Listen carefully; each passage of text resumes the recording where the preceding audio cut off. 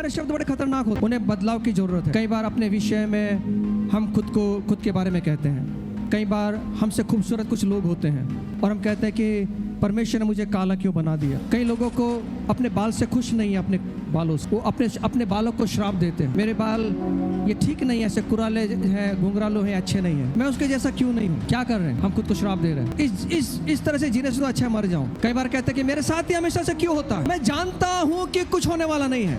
हम खुद कहते हैं कि मैं एक लापरवाह व्यक्ति हूँ, मेरे साथ ही ऐसा क्यों होता है, मेरे जीवन में मैं कभी भी आगे नहीं बढ़ पाऊंगा। कई बार ऐसे जीवन के अंदर चोट पहुंचती है हमारे जीवन के अंदर, जिसके द्वारा हम खुद को वहां पर खड़ा कर लेते हैं। बीमारी के विषय में कहते हैं, ये बीमारी मेरे जीवन से कभी नहीं जाएगी, ये बीमारी मुझको मार देगी। मेरी दादी को, मेरी नानी को ये बीमारी थी, हमारे परिवार में चलती आ रही है, मेरे जीवन में भी मैं इस तरह से खत्म हो जाऊं। आपको मालूम है, एक बीमारी जब लेकर जाते डॉक्टर के पास में, तो क्या पूछता है, तुम्हारी दादी को तुम्हारे पीढ़ियों में किसको थी क्या? मुझे मालूम है आपके साथ में हुआ कि नहीं, हमारे साथ में हुआ। जब डॉक्टर के पास, तुम्हारे पीढ़ी में से किसको बीमारी थी? मैं उनको कहता हूँ थी, लेकिन यीशु मसीह के आने के बाद में वो कट हो गई। अभी हम यहाँ से, मेरी जनरेशन आशीष मेरे परिवार पे नहीं चलेगी। आप और मैं आशीषित लोग हैं। यीशु ने हमारे हर एक शाप को निकाल दिया, लेकिन यीशु हमारे शब्दों को बड़ी गंभीरता से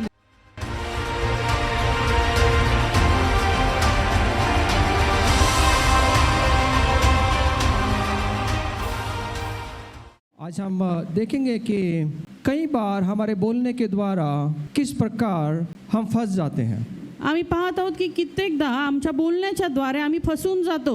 हम खुद अपने बोलने के द्वारा श्रापों को अपने जीवन में लेके आ आम्ही जाते हैं। स्वतः आमच्या बोलण्याच्या द्वारे श्राप आमच्या जीवनामध्ये ओढवून घेतो।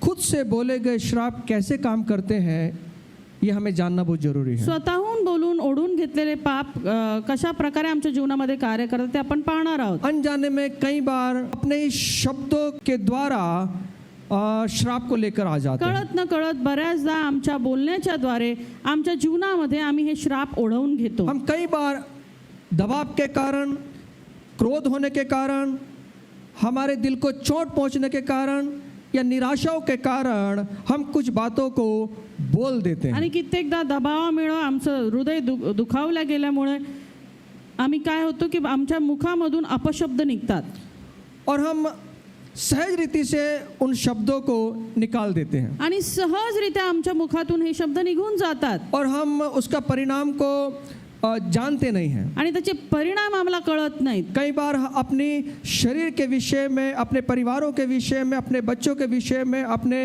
व्यवसाय के विषय में, अपनी नौकरी के विषय में कई बार अनजाने में हम कुछ शब्द बोल देते आणि हैं। कित्येकदा कळत न कळत आम्ही आमच्या कुटुंबाविषयी, स्वतःविषयी, आमच्या आरोग्याविषयी, नोकरीविषयी, लेकरांविषयी आम्ही अशा काही गोष्टी बोलून जातो और ये हमारे जीवन के लिए एक रुकावट बन जाती आणि है, ह्याच गोष्टी आमच्या जीवनाकरता एक अडखळण बनतात, जिसकी वजह से हम आनंद का, शांति का अनुभव नहीं कर पाते। ज्याच्यामुळे आम्ही आनंदाचा किंवा शांतीचा अनुभव घेऊ शकत नाही। और ये जब हम शब्द बोलते हैं, जब कुछ शब्दों को हम अपने मुंह से, अपनी जीभ से बाहर निकालते हैं, तो ध्यान रहे कि एक शक्ति उसके अंदर, एक प्रभाव उसके अंदर होता आणि है। ज्या वेळेला आमच्या मुखातून एखादा शब्द आम्ही बोलतो त्यावेळेस लक्षात घ्या त्याच्यामध्ये एक शक्ती आहे।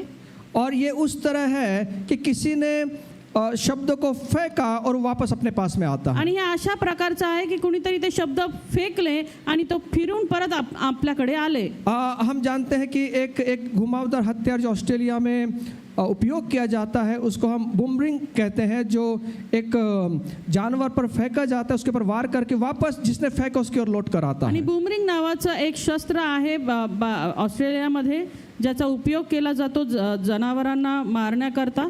आणि ते असं शस्त्र आहे की ज्या वेळेला आम्ही जनावरांकडे ते फेकतो ते त्यांना घायल करून पुन्हा आपल्याकडे येतं। और ये जो व्यक्ति इसके अंदर बहुत माहिर है, उसके हाथों में अगर ये आ जाए और वो सही निशाने पर वो मारता है और वापस उसके पास में वो घूमकर आता है, अगर वो सही रीति से उसे प्रैक्टिस नहीं किया तो उसको वो घायल कर सकता है। आणि मग जो व्यक्ती हे शस्त्र चालवण्यासाठी माहिर आहे तो ज्यावेळेस त्याचा वापर करतो, त्याच्यात थोडी जरी चूक झाली तर ते शस्त्र पुन्हा माघारी येऊन त्याला इजा करू शकतं, उसके ऊपर उसको घात कर सकता है। त्याचा घात करू शकतं. ऐसे ही कई शब्द ऐसे होते हैं जो हम फेंकते हैं, लेकिन कई बार वो घूमकर हमारे पास में लौट कर आता है, जो हमको घायल कर आणि देता है। अशाच प्रकारे बऱ्याचदा आमचे जे शब्द आहेत ते आम्ही असे फेकतो आणि मग काय होतं की ते पुन्हा आमच्याकडे येऊन आमचा घात करतात. जो लापरवाही से कहे गए शब्द हैं, हमें लगता है उसका कुछ नहीं होगा, लेकिन उसका हमला हमारे ऊपर हो सकता है। आणि अविचाराने आम्ही काही शब्द असे बोलून जातो जे नाही बोलायला पाहिजेत आणि मग ते ज्यावेळेला आम्ही फेकतो त्यावेळेस ते पुन्हा आमच्यापर्यंत येतात आणि आमचा घात करतात. इसलिए मत्ती का 12 अध्याय 36 और 37 वचन इस प्रकार कहता है, या प्रभु यीशु मसीह इस प्रकार यहाँ पर कहते हैं। आणि म्हणून मत्तय याचा 12वा अध्याय 36 ते 37 वचन अशा प्रकारे आम्हाला सांगतात, और मैं तुमसे कहता हूँ कि जो जो निकम्मी बातें मनुष्य कहेंगे, न्याय के दिन वे हर एक उस बात का लेखा देंगे। एक मिनट, यहाँ पर लिखा हुआ है जो जो निकम्मी बातें, मतलब इसका मतलब लापरवाही से बोले गए शब्द आणि व्यर्थ बोलणं शब्द असं लिहिलेलं, याचा अर्थ अविचाराने काही विचार न करता बोलले गेलेले शब्द, बिना सोचे समझे उपयोग किए गए शब्द, विचार न करता बोलले गेलेले शब्द. और बाइबल कहती है उस हर एक शब्द का लेखा देना होगा। इसका मतलब यह है कि जो हम बोल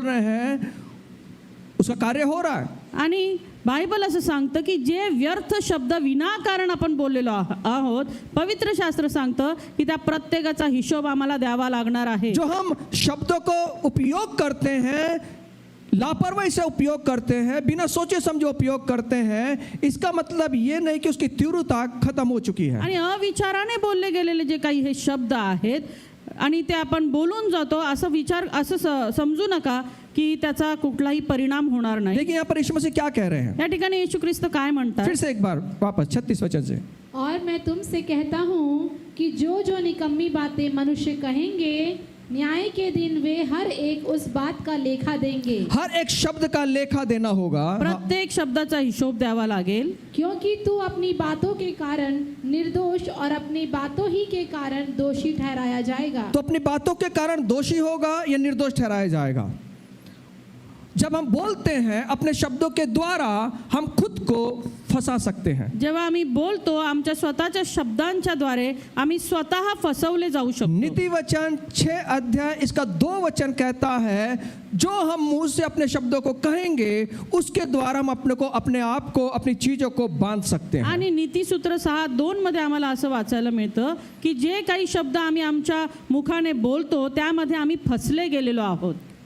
पढ़िए, तो तू अपने ही मुंह के वचनों से फंसा और अपने ही मुंह की बातों से पकड़ा गया। कौन पकड़ेगा इन बातों को? कोण पकडले गेले? यहाँ बाइबल के तो अपने मुंह के वचनों में फंसा, जो हम शब्द बोलते हैं उसके द्वारा हम फंस सकते हैं। आणि या ठिकाणी देवाचं वचन सांगतं तर तू आपल्या तोंडच्या वचनांना गुंतला आहेस, याचा अर्थ हा की आम्ही आमच्या शब्दांनीच गुंतले जाऊ शकतो. अपने बातों के कारण हम पकड़े जा सकते हैं। आपल्या स्वतःच्या बोलण्यामुळे आम्ही पकडले जाऊ इसलिए शकतो. हर एक शब्द बड़े सोच समझकर गंभीरता से उच्चारण करना चाहिए। आणि म्हणून प्रत्येक शब्द उच्चारताना अतिशय गांभीर्यानं समजून उमजून तो उच्चारला शायद पाहिजे. कई बार अपने शब्दों को हम गंभीरता से नहीं लेते, बऱ्याचदा आमचे शब्द आम्ही गांभीर्याने घेतच नाही, लेकिन हमारा हर एक शब्द उच्चारा गया हर एक वाक्य ये परमेश्वर गंभीरता से लेता है। परंतु आमच्या मुखातून उच्चारला गेलेला प्रत्येक शब्द हा परमेश्वर गांभीर्यानं घेतो. किस प्रकार हम फंस सकते हैं? कशा प्रकारे आपण फसू किस शकतो? प्रकार अपने शब्दों से हम पकड़े जा सकते हैं? कशा प्रकारे आपल्या शब्दांनी आम्ही पकडले जाऊ कौन हमको शकतो? फंसाता है, कौन हमको पकड़ता है? कोण आम्हाला फसवतो, कोण आम्हाला पकडतो? कई बार बोलते हैं ना, जब हम बोल देते हैं हाँ तुम्हें ऐसा सांगितलं होता ना, तुम्हें ऐसा बोलले होते ना, आपने ऐसा बोला था ना, कई बार हमें सुनाई देता है। आणि असं बोललेलं आम्हाला ऐकायला मिळतं, हा तुम्ही असं म्हटले होते ना असं. आप अपनी बातों से मुकरिए मत। आता तुम्ही तुमच्या बोललेल्या शब्दांकडून मागे फिरू नका. पहले समय में, आज से 20 साल पहले, 25 साल पहले, 50 साल पहले लोगों का शब्दों का बड़ा महत्व होता था। आणि आजपासून 20, 25, 50 वर्षांअगोदर लोकांचा शब्दाचा फार मान होता. एक बार शब्द दे दिया उनकी जान चली जाएगी लेकिन अपने शब्द से मुकर नहीं पाएंगे। एकदा शब्द दिला तर त्यांचा जीव गेला तरी चालेल, पण ते मागे फिरत नसतात. लेकिन आज का जनरेशन ऐसा है कि आपको शब्द दिया लेकिन पीछे घूमने के बाद में उनके शब्द भी घूम जाते हैं। आणि आजची जनरेशन किंवा आजची पिढी अशी आहे की शब्द दिला त्याला काही महत्व नाही, लगेच ते मागे फिरतात. लेकिन मैं आपसे कहना चाहता हूँ, पण मला हे सांगायचं आहे, कौन हमारे शब्दों को पकड़ता है? कोण आमचे शब्द पकडतो, कौन हमारे शब्दों से हमको फंसा कोण सकता है? आमच्या शब्दांच्या द्वारे आमची फसवणूक करू शकतो. उपदेशक का किताब सबोपदेशक 10वां अध्याय और 20 वचन। उपदेशक याचा 10वा अध्याय आणि 20वा वचन. तू आपल्या मनातही राजाला शाप देऊ नकोस, आपल्या निजाईच्या खोलीत सुद्धा श्रीमंतांना शिवाय शाप देऊ नकोस, कारण अंतराळातले पाखरू तुझे शब्द घेऊन उडून जाईल, पक्षी तुझी गोष्ट प्रगट करील. आकाश के पक्षी तेरी वाणी को ले जाएंगे, तेरे शब्दों को लेकर चले जाएंगे, अंतराळातले पाखरू तुझे शब्द घेऊन उडून जातील, और वो उड़ने वाला जंतु उस बात को प्रकट कर देंगे जो हमने इस पृथ्वी पर बोला आणि है। तो उडणारे जंतू तू या ठिकाणी बोललेले शब्द प्रगट करेल. इसलिए अपने शब्दों को बड़े सोच समझ के द्वारा उच्चारण करने आणि हैं। म्हणून आपले जे शब्द आहेत अगदी समजून उमजून उच्चार करावे. आपको कितना भी गुस्सा क्यों ना आ जाए, कितने भी निराश क्यों ना हो जाए, हमारे शब्दों को बड़े समझ के साथ में बाहर निकालना आणि है। म्हणून आम्हाला कितीही राग आला, कितीही त्रास झाला तरी देखील संयमाने आपल्या शब्दांचं उच्चारण आम्ही बाइबल करावं. इस प्रकार कहती है। बायबल असं सांगतं, पतरस ये प्रभु यीशु मसीह का एक चेला है, पेत्र परमेश्वर येशू ख्रिस्ताचा एक शिष्य, और उसने यीशु को कहा कि प्रभु सब तुझे छोड़कर चले जाएंगे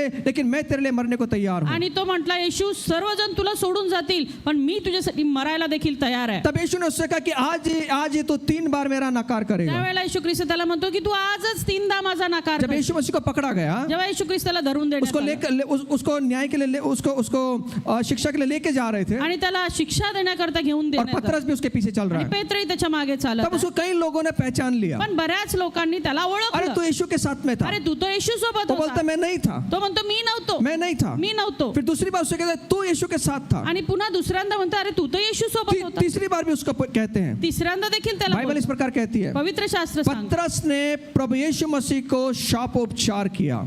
पेत्राने प्रभू येशू ख्रिस्ता विरोधात शापोच्चार केले. जब आप मार्कुस 14 अध्याय 71 वचन पढ़ेंगे, मत्ती 26 अध्याय 74 वचन पढ़ेंगे, मार्क 14:71, मत्ती 26:74, वहां पर लिखा हुआ है कि पतरस ने शापोपचार किया यीशु मसीह के आणि लिए। ज्या वेळेला आम्ही मार्क 14:71, मत्ती 26:74 वाचतो त्या ठिकाणी पवित्र शास्त्र सांगते की पेत्राने येशू ख्रिस्ता विरुद्ध शापोच्चार उसने केले. क्या किया? त्यानं काय यीशु केलं? मसीह को गालियां दिया, येशू ख्रिस्ताला शिव्यागाळ केली.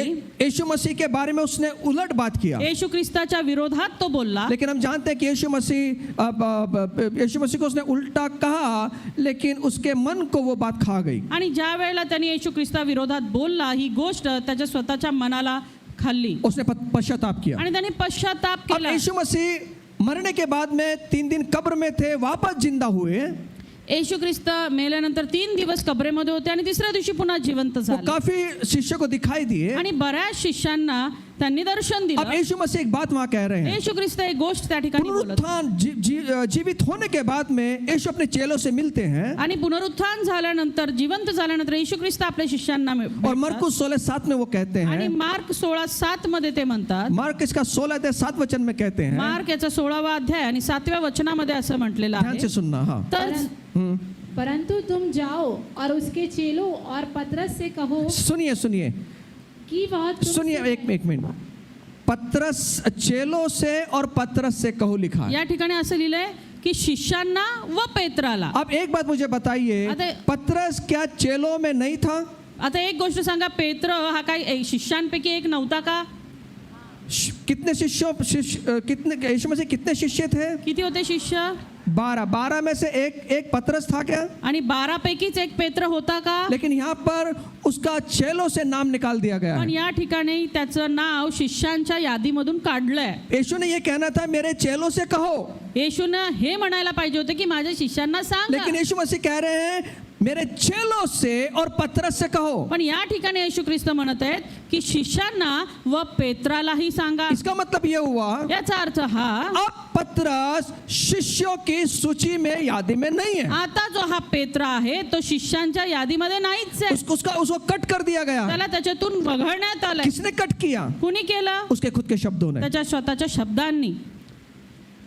खुद के शब्दों के द्वारा उसने अपने अधिकार को खो दिया। स्वतःच्या शब्दांच्या द्वारे त्याने स्वतःचं जे पद होतं किंवा जे अधिकार होता तो गमावला. उसने शिष्य होने का अधिकार खो दिया। त्यांनी शिष्य होण्याचा अधिकार गमावला. हमारे शब्दों के द्वारा हम अपने कई अधिकारों को खो सकते आणि हैं। आमच्या शब्दांच्या द्वारे आमचे कित्येक अधिकार आम्ही गमावू शकतो. कई बार गुस्से में आने के बाद में जब हमारा बॉस बोलता है, कुछ बातें बोलता है, हमको गुस्सा आ जाता है, हम कहते हैं कि तेरी नौकरी हमें नहीं चाहिए। बऱ्याचदा ज्या वेळेला आमचा बॉस आम्हाला काहीतरी बोलतो त्यावेळेस आम्ही त्यांना उलट उत्तर देतो की तुझी नोकरी तुझ्याकडे ठेव, मी चाललो.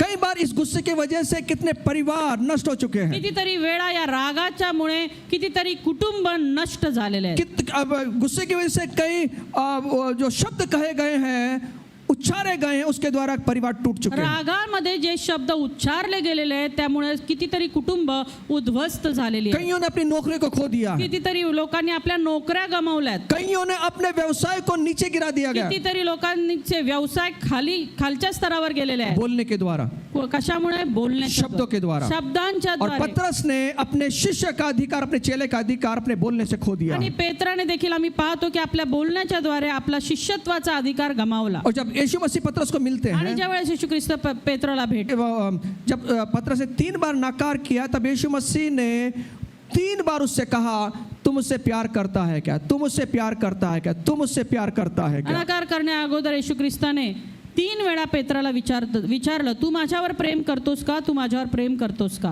जब अब यीशु मसीह को पकड़ा गया था, तब वो क्या कह रहा है? मैं इसको नहीं जानता, मैं इसका चेला नहीं हूँ। कारण की जेव्हा येशू ख्रिस्ताला धरून देण्यात आलं त्यावेळेला तो असं म्हणत होता की मी या व्यक्तीला ओळखत नाही, मी येशूला ओळखत मैं नाही, यीशु का चेला नहीं हूँ। मी येशूचा शिष्य नाही आहे. वो अपने शब्द के द्वारा खुद को फंसा रहा था, अपने आप को अलग कर रहा था। आणि तो आपल्या शब्दांच्या द्वारे स्वतःची फसवणूक करत होता आणि स्वतःला येशू ख्रिस्तापासून वेगळं करत होता.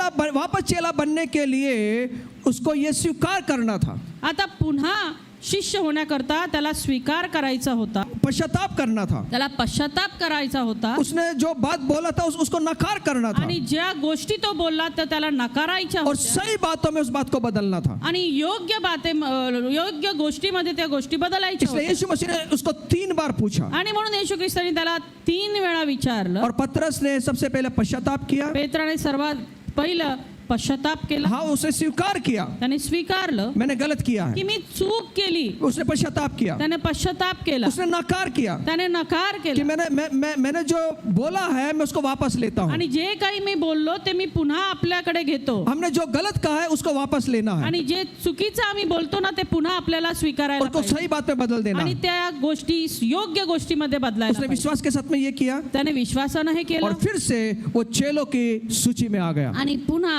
त्या शिष्यांच्या यादीमध्ये त्याचा प्रवेश झाला. हमारे अधिकार को अगर हमें रखना है, आमचा अधिकार जर आम्हाला जो राखायचा हमने बोला है जे आम्ही बोललोय उसका पश्चाताप करना है, त्याचा पश्चाताप करावा और लागेल शब्दों को सही जगह पे रखना है। आणि आपले शब्द योग्य ठिकाणी ठेवावे लागतील. मैं आपसे कहूंगा, मला हे सांगायचं आहे. जीवन के अंदर इस पृथ्वी पर रहते हुए हम आशीषित अपने आप बन जाएंगे। आणि या पृथ्वीवरती राहत असताना आमच्या जीवनामध्ये आम्ही स्वतःहून आशीर्वादित होणार आहोत. हमें कोई रुका नहीं पाएगा। आम्हाला कुणीच अडवू शकणार कई नाही. बार लेकिन हमारे बोलने के द्वारा हम खुद अपने आशीष को रुका देते हैं। बऱ्याचदा आमच्या बोलण्याच्या द्वारे स्वतःहून आमचे आशीर्वाद रोखून ठेवतो. आइए अपनी जोरदार ताली बजा के प्रभु को धन्यवाद दें। जोरदार टाळ्या वाजवून त्या परमेश्वराला आम्ही धन्यवाद देऊया. रिबेका चाहती थी, उसकी माँ चाहती थी कि याकूब को आशीष मिले, आणि रिबेका ला असं वाटत होतं की तिच्या मुलाला आशीर्वाद मिळावा, याकूब को आशीष मिले, याकोबाला आशीर्वाद मिळावा, एसाव का आशीष याकूब को मिले। एसावाचा जो आशीर्वाद आहे तो याकोबाला मिळावा. और उसने एक गलत चाल चली। आणि तिने एक चुकीची चाल चालली.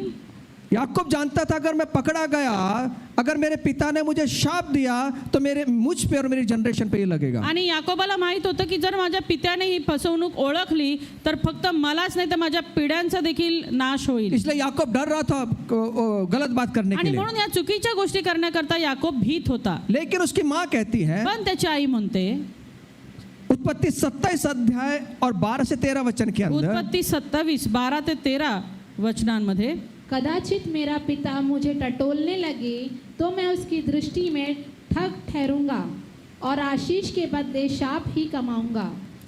उसकी माता ने उससे कहा, हे मेरे पुत्र, शाप तुझ पर नहीं मुझी पर पड़े। अब रिबेका क्या कह रही है? शाप तुझ पर नहीं, मुझ पर ही पड़े। सुनिए वो क्या कह रही है। ऐका ती काय म्हणते.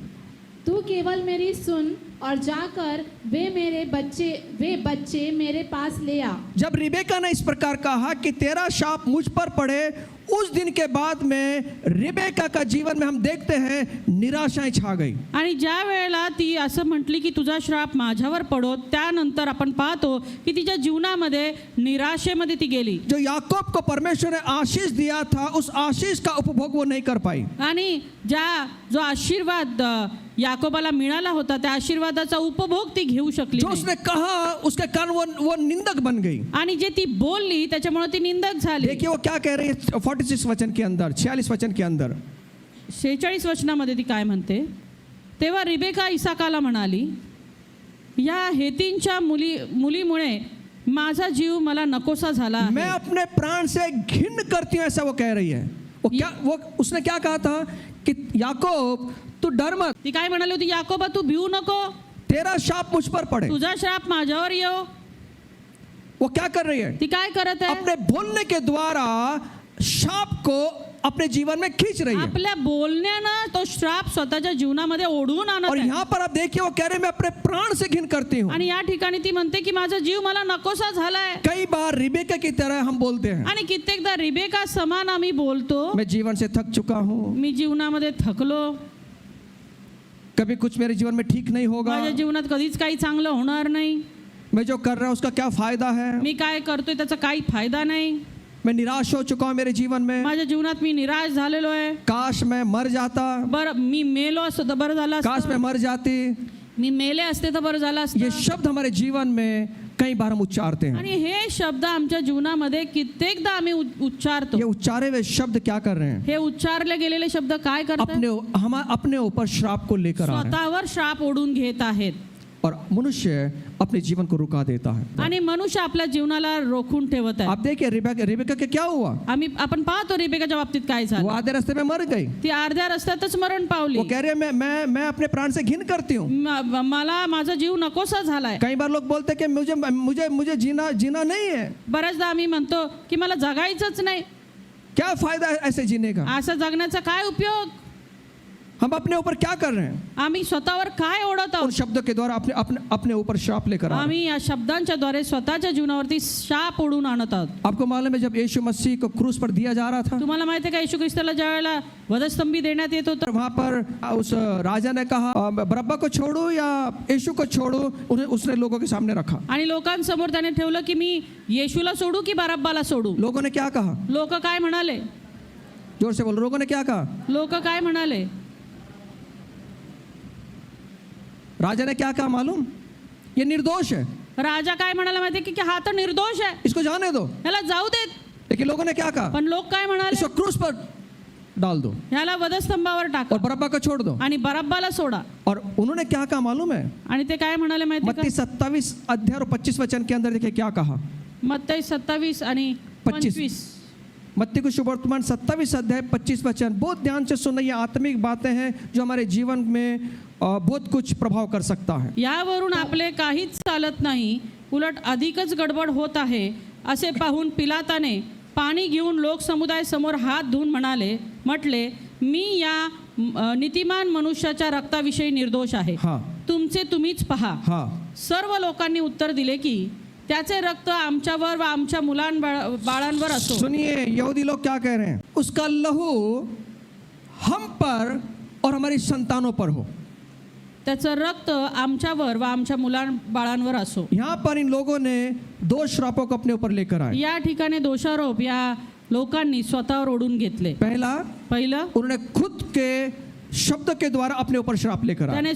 त्यांनी स्वतःच्या शब्दांच्या द्वारे स्वतःवरती श्राप ओढून घेतला. दुसरा अब उन्होंने अपने संतानों के ऊपर श्राप लेकर आए। आणि त्याने आपल्या मुलाबाळांवरती ते श्राप और इतिहास गवाह है। आणि इतिहास साक्षीला आहे. इतिहास गवाह है। इतिहास साक्ष आहे. यहूदी लोगों को, उनके जनरेशन को खत्म करने की कोशिश की गई। यहुदी लोकांना त्यांच्या पिढ्यांना संपवण्याचा प्रयत्न करण्यात कितने आला. हजार यहूदियों को मार दिया गया, कितीतरी हजार यहुदी लोकांना मारून टाकण्यात आलं. कितने हजार लाखों यहूदियों को, उनके जनरेशन को मार दिया गया. कितीतरी हजार यहुदी लोकांना त्यांच्या पिढ्यांना मारून टाकण्यात आलं. क्यों? का? क्योंकि उन्होंने ये कहा था, कारण की ते हे बोलले होते, हम पर आमच्यावर और हमारी संतान पर आणि उसका आमच्या शाप. मुलाबाळांवर ते असो.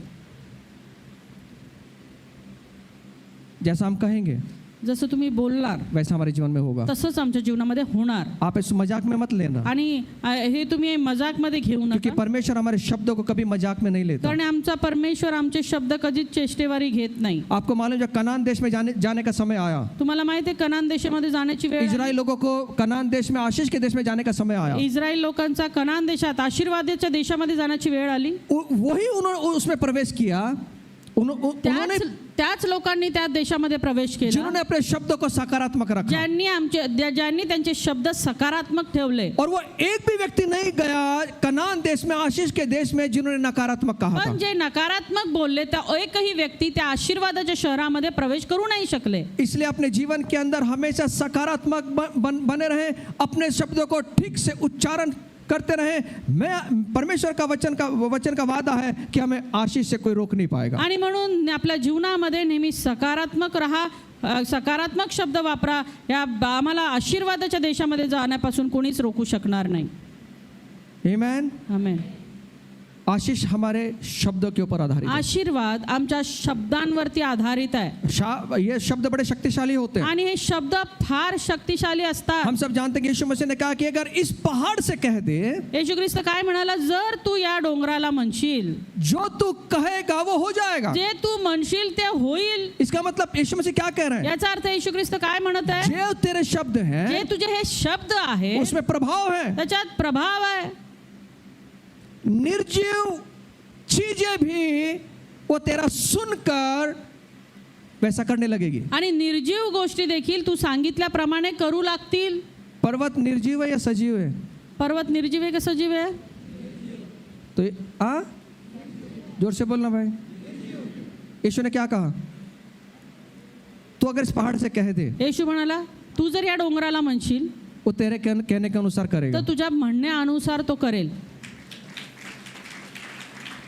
इसका मतलब याचा अर्थ हमारे शब्द आमचे शब्द निर्जीव वस्तुओं को भी हिलाने का सामर्थ्य रखती है. निर्जीव वस्तूंना देखील हलवण्याचं सामर्थ्य ठेवतो. यीशु मसीह झील में जा रहे थे, येशू ख्रिस्त त्या सरोवरावर जात होते, सो गए थे, झोपले, आंधी और तूफान उठे, वादळ आणि वारं सुटलं नाव डगमगाने लगी, आणि त्यांची बोट जी आहे ती डगमगू लागली. शिष्यों ने उठा दिया, शिष्यांनी उठवलं, यीशु उठ गए, येशू उठले, उन्होंने आंधी की ओर देखा, त्याने त्या वादळ वाऱ्याकडे पाहिलं आंधी को कहा, आणि त्यांना आरोळी मारली, उसको डांटा, दटावलं, शांत हो, शांत हो, शांत हो. शांत हो. आंधी और तूफान क्या हुए? वादळ आणि वारं काय झालं? जोर से बोलो क्या हुआ? जोर से बोलो क्या हुआ? शांत झालं. इसका मतलब यीशु के शब्दों में वो प्रभाव था जो आंधी और तूफान भी शांत रह गए. याचा अर्थ येशू ख्रिस्ताच्या शब्दांमध्ये तो प्रभाव होता की त्या शब्दांमुळे वादळ आणि वारं देखील शांत झालं. आपले शब्द घरातले ऐकत नाही, आंधी तुफान कधी ऐकणार?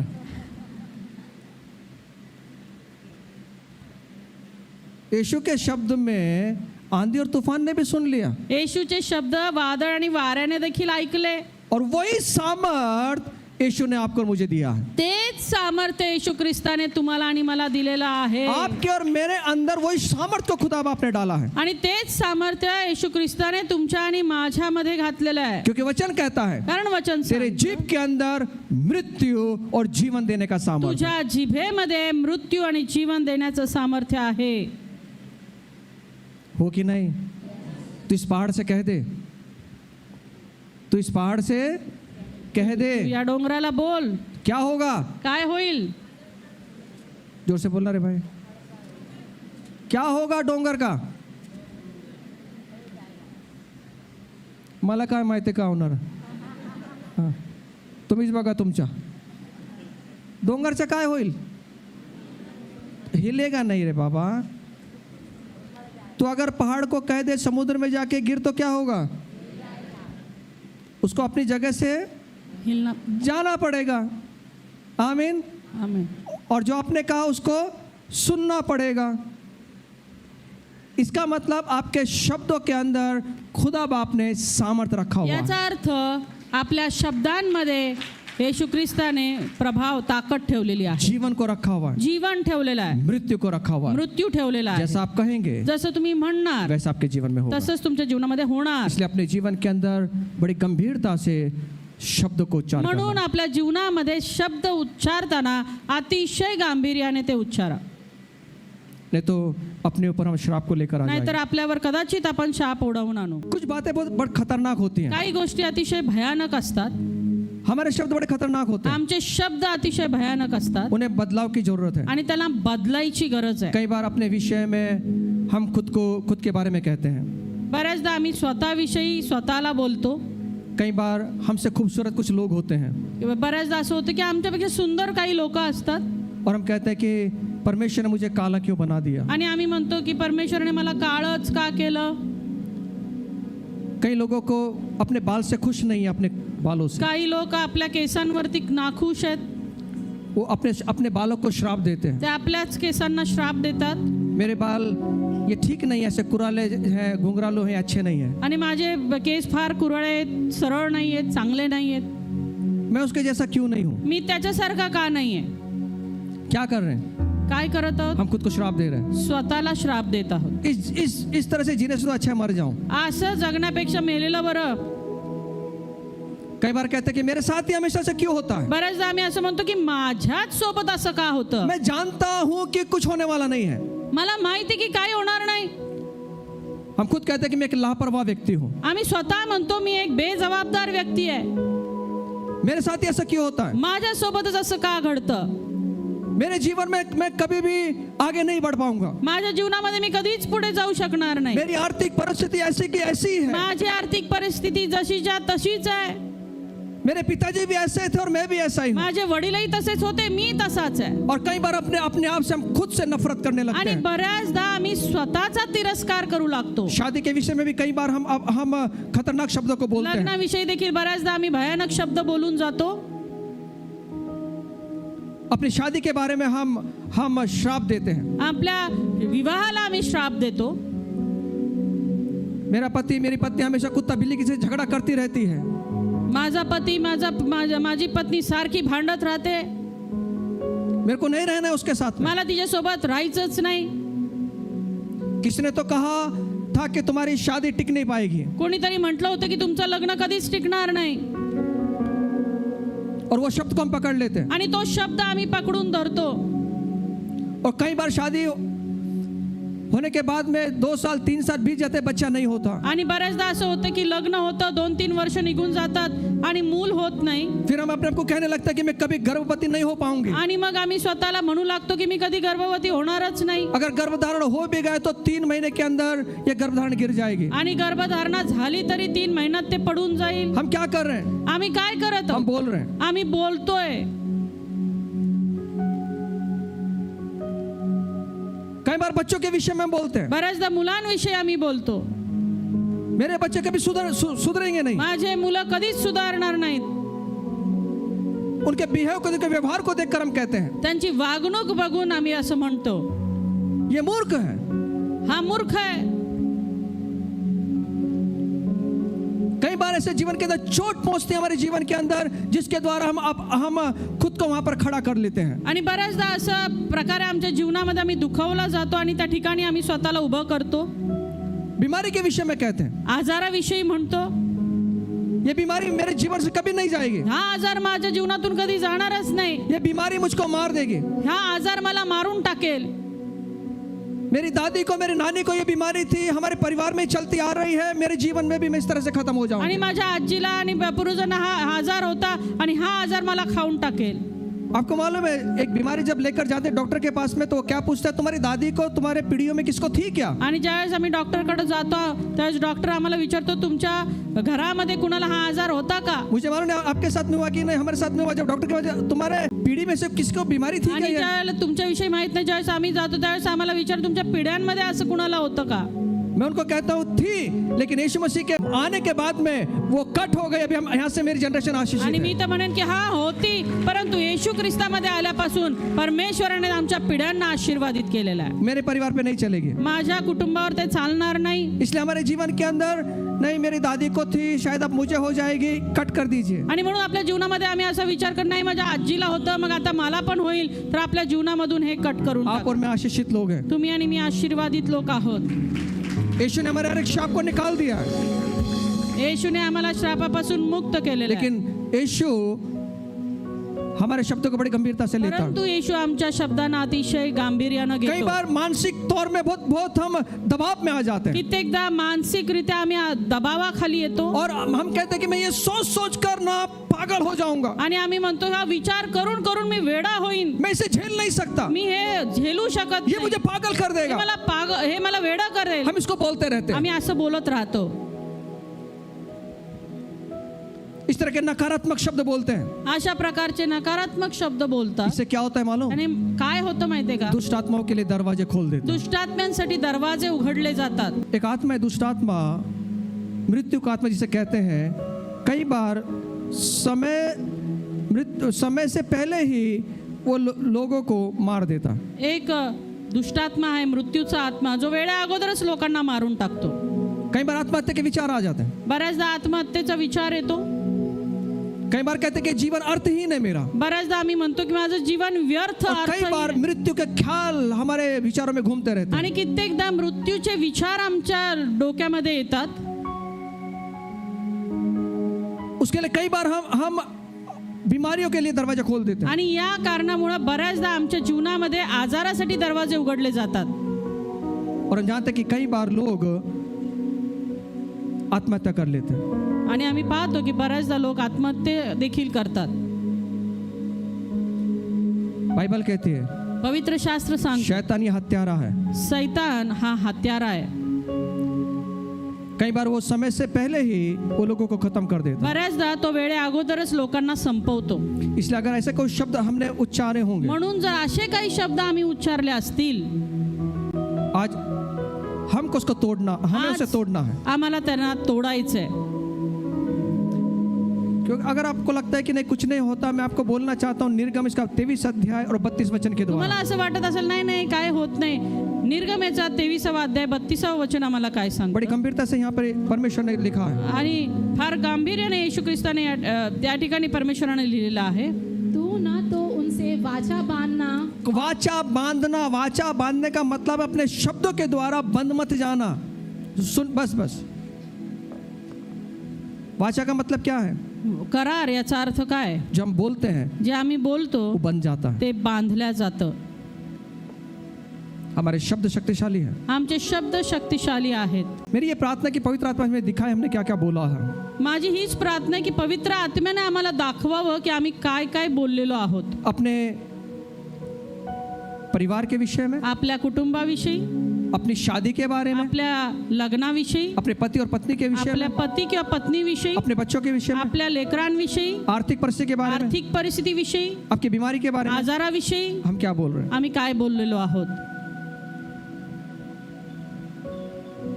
कई बार हम किसी वस्तु से वाचा बांधते हैं और वो वाचा बन जाती है। आणि कित्येकदा आम्ही एखाद्या वस्तूशी करार करतो आणि त्यात आम्ही बांधल्या जातो. आपको मालूम है शादी के अंदर अंगूठी या चैन दी जाती है, तुम्हाला माहिती आहे का की लग्नामध्ये अंगठी किंवा साखळी दिली जाते, उसके ऊपर प्रार्थना करते हैं त्याच्यावर आपण प्रार्थना करतो और एक दूसरे के साथ वाचाएं बांधी आणि जाती है। एकमेकांसोबत करार केला जातो, शपथा घेतल्या क्या जातात. हो रहा है? काय होत आहे? उस वस्तु के द्वारा एक दूसरे को बांध रहे हैं। त्या वस्तूच्या द्वारे आपण एकमेकाला बांधत आहोत. इसलिए कई बार ऐसे चीजें हमारे जीवन में आ जाती हैं जिससे हमने अपने को बांध लिया है। आणि म्हणून अशा बऱ्याचदा आमच्या जीवनामध्ये अशा काही वस्तू येतात ज्याच्यामुळे आम्ही बांधल्या जातो.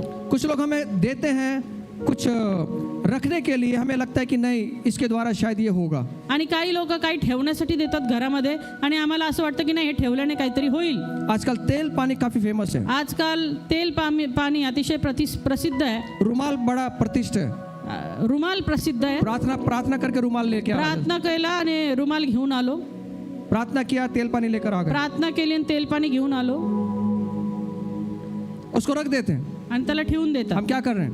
आम्ही काय करत होतो उसके साथ वाचा बांधा है। त्याच्यासोबत करार हमें लगता केलेला. है कि अगर इसको यूज करूंगा तभी छुटकारा होगा। आम्हाला असं वाटतं त्याचा वापर केला तरच सुटका होईल आमची. छुटकारा किसी वस्तु में नहीं है, सुटका कोणत्याच वस्तूमध्ये नाही, यीशु के नाम में, फक्त येशू ख्रिस्ताच्या नावामध्ये, यीशु मसीह के नाम में, येशू ख्रिस्ताच्या नावामध्ये, उसके वचनों के द्वारा। त्याच्या वचनांच्या द्वारे.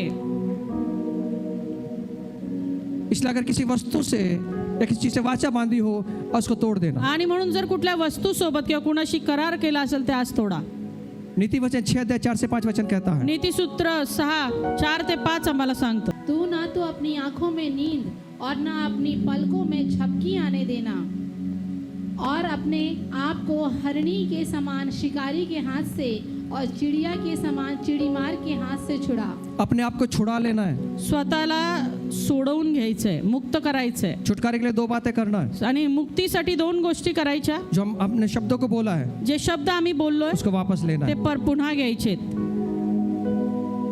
परमेश्वर के सामने, परमेश्वरासमोर और या परमेश्वर के दास के सामने या किंवा परमेश्वराच्या दासाच्या समोर उन चीजों को कबूल कर लेना त्या है गोष्टी कबूल करायच्यात और उन सब चीजों को खत्म करना है आणि त्या सर्व गोष्टी संपवायच्यात. जिन चीजों को मैंने खुद को बांध के रखा हुआ है, ज्या गोष्टींच्या द्वारे मी स्वतःला बांधून उन ठेवलेलं आहे, निशानों को नष्ट कर देना है।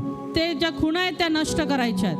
कई बार हम क्यों नहीं आगे बढ़ पाते? बऱ्याचदा आम्ही पुढे का नाही जात? क्यों हमारा जीवन यशस्वी नहीं होता? का आमचं जीवन यशस्वी होत नाही? प्रार्थना करने के बाद भी, प्रार्थना करून चर्च देखील, में आने के बाद भी, चर्च मध्ये येऊन सेवा करने के बाद भी, सेवा करून देखील, क्योंकि हमने अपने शब्दों के द्वारा खुद को बांध के रखा कारण हुआ है। आम्ही आमच्या शब्दांच्या द्वारे स्वतःला बांधून ठेवलेलं और आहे. परमेश्वर भी कुछ काम नहीं कर पाएगा जब तक हम उसको कबूल करके छोड़ने देंगे। आणि परमेश्वर देखील काही करू शकणार नाही जोपर्यंत आम्ही त्या गोष्टी कबूल करून सोडून देत नाही. सुनिए, परमेश्वर कुछ नहीं कर पाएगा ऐका, परमेश्वर काही करू शकणार नाही जब तक हम उसको कबूल करके छोड़ नहीं देते। जोपर्यंत आम्ही ते कबूल करून सोडून देत नाही.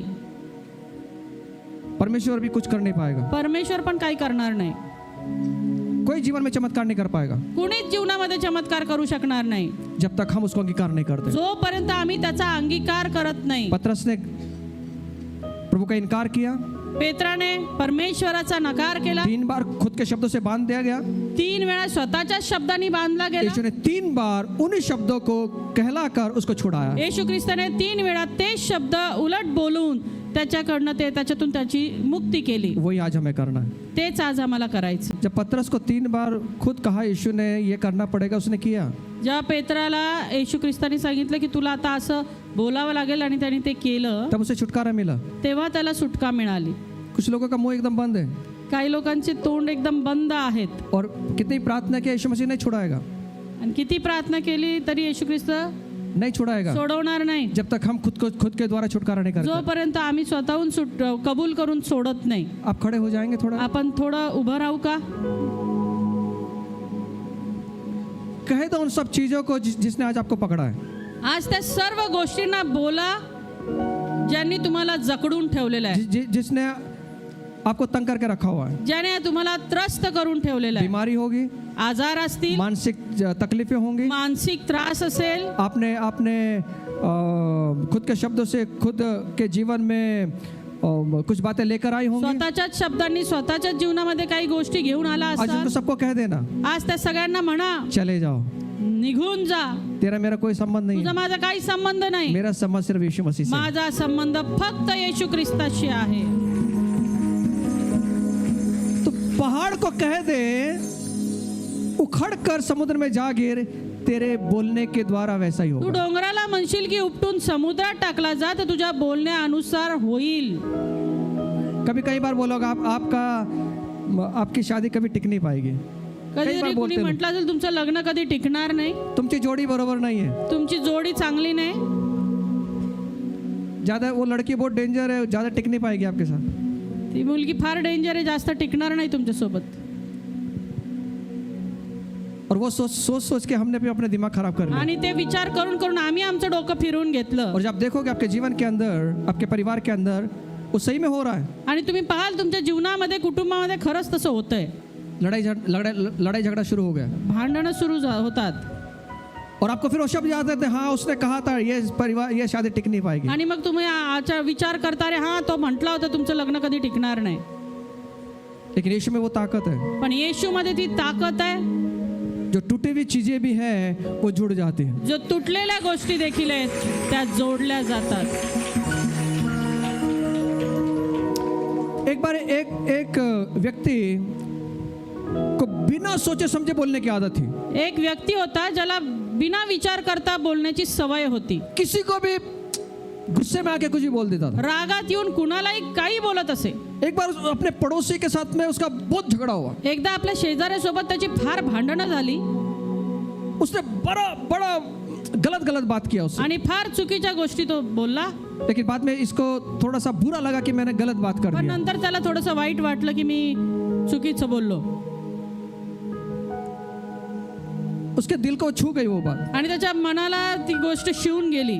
वो पास्टर के पास भागता हुआ तो गया. पाळकाकडे धावत गेला उसने कहा कि मैं बड़ी उलझन में हूँ. आणि तो म्हणला मी फार त्रासामध्ये आहे. मैं गुस्सा आ जाता और गुस्से के कारण मैं कुछ भी बोल देता हूँ. मला राग येतो आणि मग रागामध्ये मी काही बोलून जातो. मुझे इसका उपाय बताएं. मला याचा उपाय सांगा.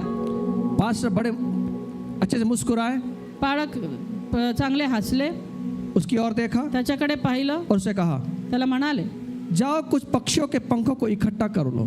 जाऊन काहीतरी ते जे पक्षी आहेत त्यांचे पंख गोळा करून आण और वो इकट्ठा करके एक चौराहे पर रख देना. आणि ते एकत्र करून एका रस्त्यावरती ठेव. ये व्यक्ति बड़ा असमझ में पड़ गया. ऐसा क्या बात कर रहे हैं आणि पास्टर. मग हा व्यक्ती अति विचारात पडला की असं काय बोलतात पास्टर. उसको कुछ समझ नहीं आया. त्याला काही कळालंच नाही. लेकिन पास्टर ने उसको कहा कि ये करना है आपको. पण पास्टर त्याला म्हटलं की हे करायचंय तुला. पास्टर की आज्ञा थी, उसने वो किया. पास्टरांनी सांगितलं त्याप्रमाणे त्याने केलं. पंखों को इकट्ठा किया, ते पंख एकत्र केले उसे एक चौराहे में रखकर आ गया. आणि त्या रस्त्यावरती ठेवून वो आलं भागकर पास्टर के पास में आया. आणि पळत पास्टरांकडे गेला. आपने जो कहा था मैंने कर दिया. तुम्ही जे म्हटले होते ते मी केलंय. पास्टर ने उसकी ओर देखा पास्टरांनी त्याच्याकडे पाहिलं और फिर उससे कहा आणि पुन्हा त्याला म्हणाले जो चौराहे में तूने पक्षी के पंख इकट्ठा करके रखा हुआ है वो वापस उठा के मेरे पास में लेकर आओ. जे पंख तू गोळा करून रस्त्यावरती ठेवून आलेला आहे ते पुन्हा गोळा करून माझ्याकडे आण. ये बड़ा विचलित हुआ. हा विचलित झाला. पास्टर ने बोला उसने वो जाकर करने लगा. आणि पास्टरनी सांगितल्याप्रमाणे तो जाऊन ते करू लागला. जब वो चौराहे पे गया ज्या वेळेला तो त्या रस्त्यावरती गेला उसने एक बात को देखा. त्याने एक गोष्ट पाहिली. हवा ने उन पंखों को उड़ा कर लेकर चला गया. हवा ती पंखांना घेऊन उडून गेली.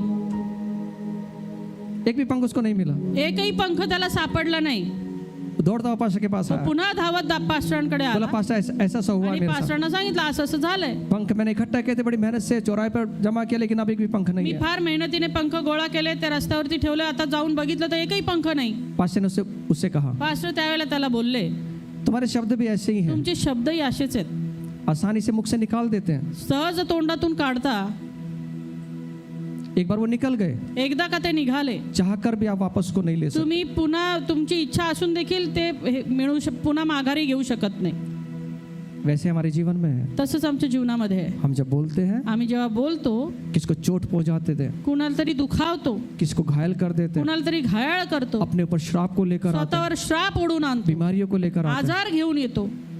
और ये शब्द बड़े शक्तिशाली होते आणि हैं, हे शब्द अतिशय शक्तिशाली असतात प्रभावी होते हैं. आणि ते आमच्यावरती हावी होतात. इसलिए मैं आज आपसे कहना आणि चाहूंगा म्हणून मला आज तुम्हाला सांगायचं आहे अपने जीवन में, आपल्या जीवनामध्ये, जीवन के हर एक क्षेत्र में जीवनाच्या प्रत्येक क्षेत्रात यीशु की आशीष को उंडेलिए. येशूचा आशीर्वादच बोला.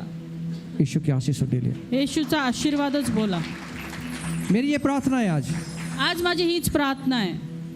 हर एक कहे हुए शब्द के द्वारा जो हम पकड़े गए हैं आज यीशु के नाम से वो टूट जाए. ज्या प्रत्येक शब्दाच्या द्वारे आम्ही बांधले गेलेलो आहोत, परमेश्वराने त्या प्रत्येक शब्दाच्या बंधनापासून आम्हाला मुक्त करावं. आइए अपनी आंखें बंद करें. हे आपले डोळे बंद करूयात उन सब चीजों को आज अपने मुख से तोड़ दें. आणि आपल्या मुखाने त्या सर्व गोष्टी आज तोडूयात.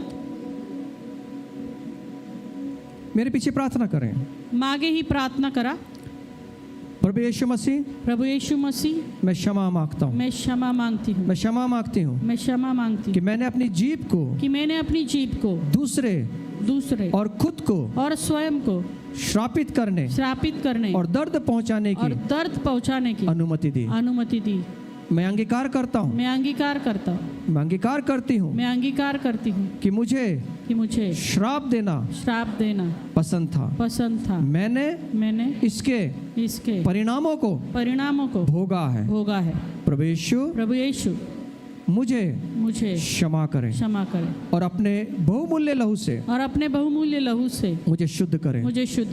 मैं अपनी जीभ को लोगों को आशीष देने और आपके अनुग्रह के सिंहासन के सामने मध्यस्थी करने के लिए समर्पित करती हूँ। कृपया मुझे प्रेम न करने कड़वाहट नकारात्मक शब्द बोलने के लिए क्षमा करें। कृपया मेरी जीभ और हृदय को शुद्ध करें ताकि आपका पवित्र प्रेम और जीवन मुझसे बहने पाए। मेरी जीभ के द्वारा उच्चारण किए गए हर एक शाप को मैं यीशु मसीह के नाम से तोड़ती हूँ। प्रभु यीशु मसीह के नाम में सब मिलकर कहें आमीन आमीन। पिता आम्ही तुझ्या नावाला धन्यवाद देतो, तुझी स्तुती तुझी प्रशंसा करतो। पुन्हा एकदा तुझ्या दासाच्या द्वारे परमेश्वरा तू आम्हाला आठवण करून दिली परमेश्वरा की आम्ही आमचे शब्द समजून उमजून उच्चारावेत प्रभूजी। आमच्या शब्दांच्या द्वारे कळत न कळत बापा नकारात्मक गोष्टी आम्ही बोललो असू प्रभूजी। आमच्या जीवनाविषयी कुटुंबाविषयी लेकरांविषयी आजाराविषयी परमेश्वरा आमच्या व्यवसायाविषयी ज्या काही असतील प्रभू आज ख्रिस्त येशूच्या नावामध्ये ते सर्व शब्द आम्ही मोडतो परमेश्वरा आणि त्या सर्व गोष्टींना आम्ही सकारात्मक बोलतो परमेश्वरा बापा। हो पिता परमेश्वरा तू कार्य कर प्रभूजी। आज प्रभूजी त्या सर्व गोष्टी तोडण्याचं सामर्थ्य तू आमच्या मुखामध्ये दिलेलं आहे परमेश्वरा आणि पुन्हा त्या गोष्टी चांगल्या तऱ्हेने तुझ्या वचनांच्या द्वारे जोडण्याचं सामर्थ्य देखील या जिभेमध्ये तू दिलेलं आहे परमेश्वरा। आज पिता परमेश्वरा त्या सर्व गोष्टी सकारात्मक होऊ देत अशा मी प्रार्थना करतो पित्या। तुला धन्यवाद देतो, तुझी स्तुती तुझी प्रशंसा करत प्रार्थना आम्ही येशूच्या नावात करतो म्हणून तू ऐक पित्या। आपण सर्व मिळून म्हणूयात आमेन।